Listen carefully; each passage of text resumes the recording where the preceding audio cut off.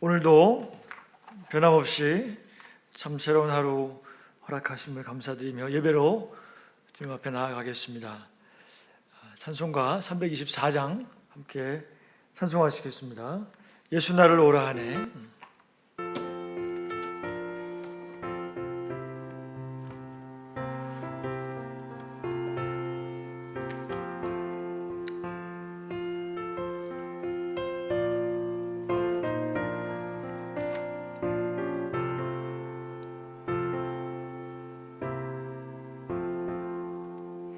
예수 나를 오라 하네.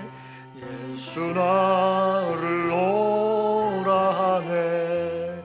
어디든지 주를 따라 주와 같이 가려네. 주의 인도하심 따라 주의 인도하심 따라 어디든지 주를 따라 주와 같이 가려네. 겟세마네 동산까지 주와 함께 가려 하네. 피땀 흘린 동산까지 주와 함께 가려네. 주의 인도하심 따라 주의 인도하심 따라 어디든지 주를 따라 주와 같이 가려네.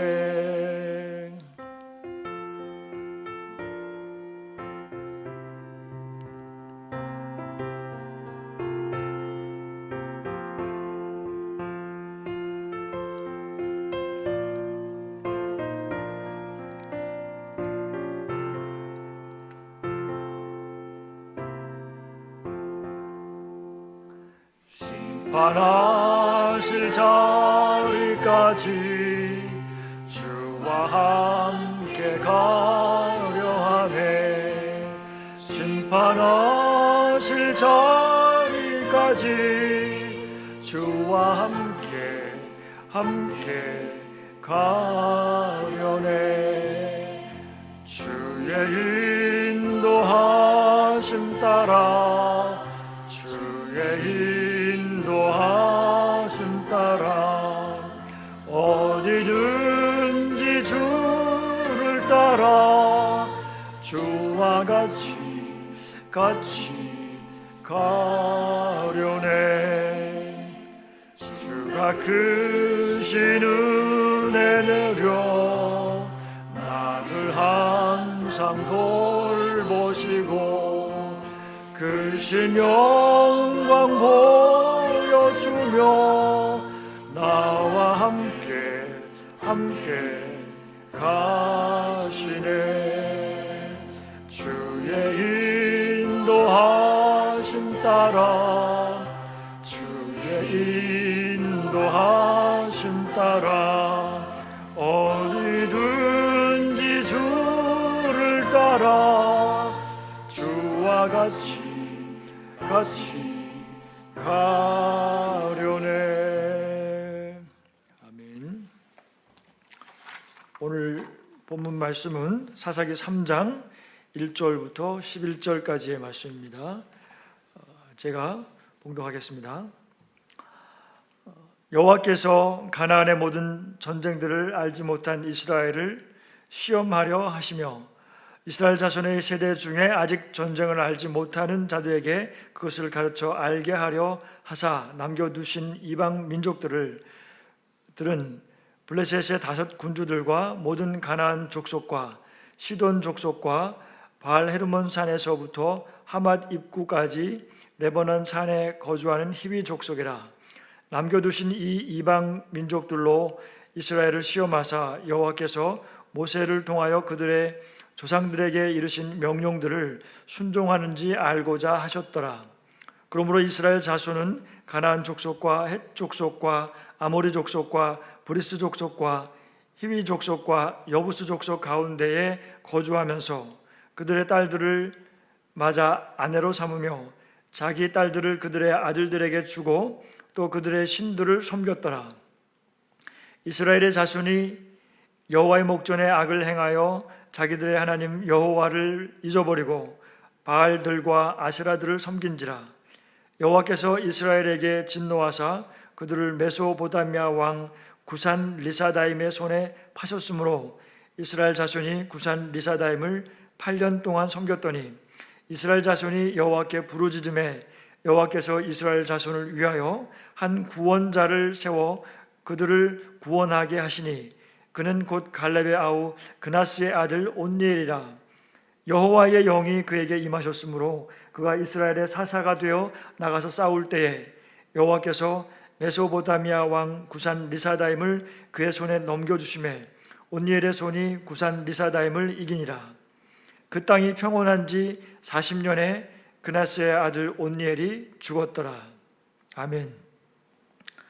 기도하시겠습니다. 사랑하는 하나님 아버지, 오늘도 참으로 귀한 하루 허락하심을 감사합니다. 하나님, 오늘도 주님의 얼굴을 먼저 뵙기를 원합니다. 주님, 오늘도 말씀하여 주시옵소서. 말씀을 듣고 마음에 새기게 도와주시고 성령께서 말씀하시는 것을 듣게 하여 주시고 우리의 삶에 마땅히 해야 할 바들을 잘 적용하여서 실천할 수 있도록 주님 힘주시고 능력을 더하여 주옵소서. 아버지 하나님, 이 아침에도 우리 형제 자매들 주님께서 건강을 지켜주시고 또 각 직장에서 사업장에서 가정에서 주의 성령께서 인도하시는 대로 순종하며 따라갈 때에 주의 성령께서 임재하여 주시고 형통케 하여 주시옵소서. 우리 마음을 넓게 하사 많은 우리 주변의 사람들을 하나님 앞으로 인도하는 일에 사용되어질 수 있도록 주님 인도하여 주옵소서. 이 시간에도 주님께 의지하고 예수님 이름으로 기도합니다. 아멘. 오늘 본문 말씀을 중심으로 전쟁을 가르치시는 하나님이라는 제목으로 함께 말씀을 나누겠습니다. 지난주 사사기 2장은 이제 여호수아가 죽고 여호수아 뒤에 그 살아남아있던 장로들도 이제 모두 그들의 조상들에게로 돌아갔습니다. 그 후에 백성들이 여호와를 버리고 바알과 아세다롯을 섬겼고 이것에 여호와께서 진노하셔서 그 백성들을 대적들에게 넘기셨습니다. 그리고 그런 가운데 심한 고통 중에서 이스라엘 백성들이 다시 여호와께 부르짖고 기도합니다. 또 그렇게 기도하면 여호와께서 사사를 세우시고 이스라엘을 다시 구원하시는 사사기의 전반적인 이야기를 하였습니다. 이제 오늘은 이어서 3장으로 가나안 1세대들의 이야기입니다. 이들은 조상들이 가나안을 정복하기 위해서 치렀던 그 전쟁을 경험하지 못한 세대들입니다. 또 여호와께서 권능으로 또 능력으로 전쟁에서 승리하게 하신 그런 경험도 하지 못한 세대입니다.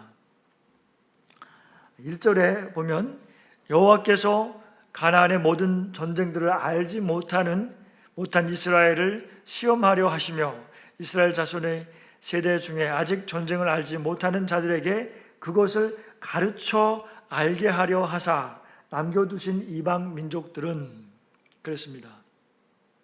하나님께서는 이스라엘 백성들에게 왜 굳이 전쟁을 알게 하려 하시는 걸까요? 전쟁은 하나님께 속한 것입니다. 전쟁을 통해서 하나님의 뜻을 깨닫게 하시기를 위한 것이죠. 하나님의 진리의 말씀에 순종하는 것이 우리에게 복된 것임을 알도록 하기 위한 것입니다. 백성들이 우상을 섬기는 죄를 짓기 전에 하나님께서 이미 미리 율법을 통해서 경고하셨습니다. 그리고 그 율법을 레위인들에게 맡겨서 그들로 하여금 백성들이 율법을 잘 준행하도록 가르치는 책임을 주었던 것입니다. 그러나 그 레위인들이 책임을 다하지 못했습니다. 하나님의 말씀에 불순종하는 백성들을 돌이키기 위해서는 하나님께서 다른 방법을 사용하지 않으셨습니다. 따라서 가나안 민족들과의 전쟁은 단순한 영토를 차지하고 또 그것으로 인해서 잘 먹고 잘 사는, 그렇게 하기 위한 전쟁이 아닌 것입니다. 이스라엘 백성들의 전쟁은 구원받은 하나님의 백성이라는 그 정체성을 지키는 영적인 전쟁을 하는 것입니다. 이스라엘은 하나님의 택하신 백성이고 모든 이방 족속들의 모델이 되는 거룩한 나라로서의 정체성을 가지고 있는 나라입니다. 하나님의 말씀을 맡은 진리 보유의 공동체인 것입니다. 이스라엘 백성은 하나님을 사랑하고 이웃을 사랑하는, 또 사랑으로 온 세계를 다스리시는 하나님의 대리 통치자들인 것입니다. 이러한 영적인 정체성을 지키기 위해서 전쟁은 오늘날 우리에게도 동일하게 적용됩니다. 하나님께서도 우리에게 이러한 영적인 전쟁을 통하여 하나님의 자녀로서 거룩함을 지키고 사랑으로 세상을 섬기고 또 하나님 앞으로 인도하는 제사장으로서의 역할을 감당하기를 우리에게 원하십니다. 또한 하나님께서는 이스라엘 자녀들이 전쟁을 통하여서 훈련되기를 원하셨습니다. 그래서 가나안 족속들을 다 쫓아내지 않으시고 남겨두셨습니다. 그 남겨둔 이방 족속들과 함께 거주하면서 같이 살면서도 하나님의 백성들로서의 정체성을 잃어버리지 않고 또 거룩함을 지키고 사랑으로 본이 되는 삶을 사는 그것을 훈련하기를 원하셨던 것입니다. 전쟁을 통하여서 백성들에게 가르치시고자 하는 이유는 무엇입니까? 이유는 두 가지 의미를 가지고 있는데, 첫째로 가나안 족속들의 군대가 제 아무리 강하고 강하다 할지라도 이스라엘이 천지의 창조자이시며 신실하게 언약을 이행하시는 여호와 하나님의 역사와 능력을 믿고 의지함으로 기꺼이 전쟁에 나아가기를 원하셨던 것입니다. 둘째로 전쟁에서의 패배는 이 불순종에 대한 징계인 것을 깨닫기를 원했습니다. 그래서 그것을 깨닫고 하나님께로 돌아오기를 원하셨던 것입니다. 이스라엘과 마찬가지로 오늘날 우리 성도들도 교회들도 언제나 하나님께만 소망을 두어야 합니다. 세상의 물질 만능주의를 경계해야 하고 풍요만을 추구하는 바알 신앙을 경계해야 합니다. 야고보 4장 4절 말씀에 보면 세상과 벗된 것이 하나님과 원수됨을 알지 못하느냐, 그런즉 누구든지 세상과 벗이 되고자 하는 자는 스스로 하나님과 원수되는 것이라 라고 말씀을 하고 있습니다. 세상과 벗된 것, 세상을 사랑하는 것이 하나님과 원수되는 것을 자처하는 것임을 알아야 하는 것입니다. 세상의 모든 것은 육신의 정욕과 안목의 정욕과 이생의 자랑으로부터 나오는 것입니다. 그러나 불행하게도 이스라엘은 가나안 족속들의 유혹에 넘어가서 시험에 빠지게 됩니다. 3장 5절 말씀에 그러므로 이스라엘 자손은 가나안 족속과 헷 족속과 아모리 족속과 브리스 족속과 히위 족속과 여부스 족속 가운데에 거주하면서 그들의 딸들을 맞아 아내로 삼으며 자기 딸들을 그들의 아들들에게 주고 또 그들의 신들을 섬겼더라. 그 가나안 민족들과 혼인하지 말라고 하셨던 것은 그들이 하나님을 가나안 사람들이 하나님을 거부하고 우상을 섬기기를 좋아했기 때문입니다. 그들과 혼인하게 되면 이스라엘 백성들은 여호와를 버리고 참 진리이시고 사랑이신 여호와를 버리고 그들이 섬기는 우상을 따라 섬기게 될 것이기 때문에 금지했던 것입니다. 그러한 염려가 결국엔 현실이 된 것입니다.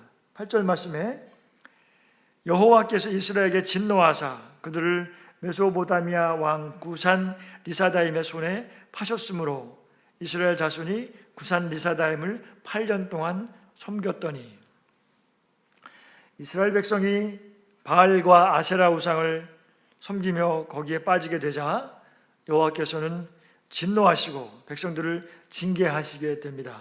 그래서 구산 리사다임의 손에 백성들을 팔아 넘기셨습니다.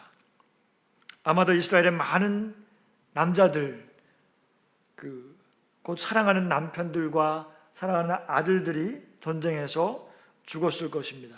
그리고 또 많은 재산, 곧 소떼와 양떼들, 또 많은 소산물들을 빼앗겼을 것입니다. 그리고 강제적으로 노동을 해야 했고 착취도 당하였을 것입니다. 아이들과 여자들은 끌려가기도 하였고 성폭력도 당했을 것입니다. 그래서 하나님께서 주신 가나안 땅에서 하나님 나라의 주권 국가가 되어야 하는 이스라엘이 다시금 이렇게 예전의 애굽에서와 같이 노예 상태로 전락하게 되었습니다. 대단히 안타까운 일입니다. 그리고 무려 8년 동안이나 구산 리사다임의 지배를 받았습니다. 이렇게 고난이 닥쳐서야 이스라엘 백성들은 그제야 자신들의 죄를 깨닫게 되고 여호와께 부르짖으며 구원하여 주실 것을 간구하였습니다. 고난이 자신의 죄를 깨닫게 하는 것입니다. 고통이 우리로 하여금 하나님께 나아가도록 합니다. 하나님께서는 자기 백성의 부르짖음을 들으시고 온니엘을 사사로 세우십니다. 9절 말씀에 이스라엘 자손이 여호와께 부르짖음에 여호와께서 이스라엘 자손을 위하여 한 구원자를 세워 그들을 구원하게 하시니 그는 곧 갈렙의 아우 그나스의 아들 온니엘이라. 여호와의 영이 그에게 임하셨으므로 그가 이스라엘의 사사가 되어 나가서 싸울 때에 여호와께서 메소포다미아 왕 구산 리사다임을 그의 손에 넘겨주심에 온니엘의 손이 구산 리사다임을 이기니라. 이렇게 하나님께서는 이스라엘이 부르짖어 기도할 때에 즉시 응답을 하십니다. 또한 하나님께서는 당신의 언약을 기억하시고 사랑을 베푸시고 또 온니엘을 구원자로 세우시고 이스라엘을 구원하십니다. 사사기에서 이 사사가 등장하는 배경을 우리가 정확하게 주목할 필요가 있습니다. 하나님께서는 자기 백성을 구원하실 때에 항상 이렇게 한 구원자를 세워서 은혜를 베푸십니다. 10절에 여호와의 영이 그에게 임하셨으므로, 그 구원자로 세운 사사 온니엘에게 그의 영이 임하셨다고 했습니다. 또 여호와께서 구산 리사다임을 그의 손에 넘겨주심에, 온니엘이 거둔 승리는 오직 여호와께서 임재하셨고 여호와께서 이기게 해주셨다는 것입니다. 여호와의 능력과 역사하심으로 승리를 한 것입니다. 바로 이 전쟁은 그러므로 여호와께 속한 것입니다. 구약시대의 구원자들은 그들이 감당한 그 이스라엘을 해내는 그 사역을, 구원 사역을 통해서 또한 장차 오실 메시아를 미리 보여주는 그런 역할도 하는 것입니다. 구약시대 이스라엘 백성들에게 장차 영원하신 구원자 메시아가 오셔서 영원한 생명을 주실 것을 약속을 하시는 겁니다. 제 아무리 노예에서 해방되었다고 하여도 하나님께 불순종하여서 다시 또 이번처럼 그 노예 상태로 떨어진다면 그 구원은 영원한 것이 아니고 일시적인 것입니다. 그러므로 이 율법은 죄를 깨닫게 하는 것입니다. 옛 언약인 율법을 깨뜨리는 백성들에게 하나님께서는 새 언약을 맺겠다고 하십니다. 예레미야 31장 31절 32절 말씀에 보면 여호와의 말씀이니라 보라 날이 이르리니 내가 이스라엘 집과 유다 집에 새 언약을 맺으리라. 이 언약은 내가 그들의 조상들의 손을 잡고 애굽 땅에서 인도하여 내던 날에 맺은 것과 같이 아니할 것은 내가 그들의 남편이 되었어도 그들이 내 언약을 깨뜨렸음이라. 여호와의 말씀이니라. 31절에 그러나 이제 여호와께서는 그날이 이르면 이스라엘과 새 언약을 맺을 것이라고 하십니다. 그 언약은 옛 언약과 같이 돌판에 새긴 것이 아니고 새로운 언약입니다. 새 언약은 깨지지 않는 완전한 언약입니다. 그 언약은 하나님께서 우리의 마음 속에 기록하시기 때문입니다. 그러면 그 언약의 내용은 무엇입니까? 예레미야 31장 33절 말씀에 그러나 그날 후에 내가 이스라엘의 집과 맺을 언약은 이러하니 곧 내가 나의 법을 그들의 속에 두며 그들의 마음에 기록하여 나는 그들의 하나님이 되고 그들은 내 백성이 될 것이라. 여호와의 말씀이니라. 그 마음에 기록하신 하나님의 새 언약의 내용은 나는 그들의 하나님이 되고 그들은 내 백성이 될 것이라. 영원토록 변치 아니하시는 신실하신 새 언약입니다. 그러면 이 새 언약은 어떻게 이루어졌습니까? 그것은 하나님의 아들 우리 주 예수 그리스도께서 우리의 죄를 십자가에서 대속하심으로 온전히 다 이루셨습니다. 그리고 저를 믿는 자마다 멸망치 않고 영생을 얻게 하시겠다고 약속하신 것입니다.